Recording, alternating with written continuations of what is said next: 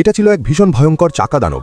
ওর মুখটা ছিল ভয় লাগার মতো, আর পায়ের নিচে ছিল ঝকঝকে আগুন হাওয়ার চাকা। তখন এই মেয়ে ভুল করে পরিত্যক্ত এক দুর্গে ঢুকে পড়তেই সেই ভয়ঙ্কর চাকা দানবের নজরে পড়ে যায়। ভয়ে মেয়েটা দিক বিদিক না ভেবে দৌড়াতে থাকে, কিন্তু সে যেদিকেই পালাক না কেন চাকা দানব ঠিকই সামনে এসে পথ আটকে দিচ্ছিল। উপায় না পেয়ে মেয়েটা হঠাৎ এক গলির ভেতরে ঢুকে পড়ে, কিন্তু দুর্ভাগ্য সেটাই ছিল একটা বন্ধ গলি। তখন তার আর পালানোর কোনো রাস্তা ছিল না। কিছুক্ষণের মধ্যেই আরও অনেক চাকা দানব সেখানে এসে জড়ো হতে থাকে। ভয়ে কাঁপতে কাঁপতে মেয়েটা দেয়ালে আঘাত করতে থাকে যদি কোনো বের হওয়ার পথ পাওয়া যায়, কিন্তু সময় ফুরিয়ে আসছিল। অসংখ্য চাকা দানব দ্রুত তার দিকে ধেয়ে আসছিল। ঠিক সেই মুহূর্তে ভাগ্য ভালো ছিল, কেউ একজন তাকে রক্ষা করছিল বলে সে এখনও নিরাপদে ছিল। হঠাৎ মেয়েটা দেয়ালে একটা চাবির ছিদ্র দেখতে পায়। সে সঙ্গে সঙ্গে আগেই কুড়িয়ে পাওয়া চাবিটা বের করে মরিয়া হয়ে চেষ্টা করছিল। ভাবছিল খুলুক আর না খুলুক, চেষ্টা তো করতেই হবে। আশ্চর্যভাবে চাবিটা ঘুরতেই একটা গোপন দরজা খুলে যায়। মেয়েটা দ্রুত ভেতরে ঢুকে পড়ে, কিন্তু বাইরে থাকা চাকা দানবগুলো সরে যায়নি, বরং তারা সেখানে পাহারা দিয়ে তাকে ফাঁদে ফেলতে চায়। এসব শুনে মেয়েটা আরও আতঙ্কিত হয়ে পড়ে। ঠিক তখনই সে ভেতরে এক অদ্ভুত ছোট্ট পুতুলের মতো মানুষ দেখতে পায়। কাছে গিয়ে নির্দেশনাটা পড়ে বুঝতে পারে এই ছোট মানুষটাই নাকি চাকা দানবদের সবচেয়ে বড় শত্রু। দেরি না করে সে সুইচ চালু করে ছোট মানুষটাকে জীবিত করে তোলে। তারপর দুজনে একসঙ্গে বেরিয়ে আসে। বেশি দূর যেতেই আবার ভয়ঙ্কর চাকা দানবরা তাদের ঘিরে ফেলে, কিন্তু এবার দৃশ্য বদলে যায়। ছোট মানুষটা সঙ্গে সঙ্গে শক্তি দেখাতে শুরু করে।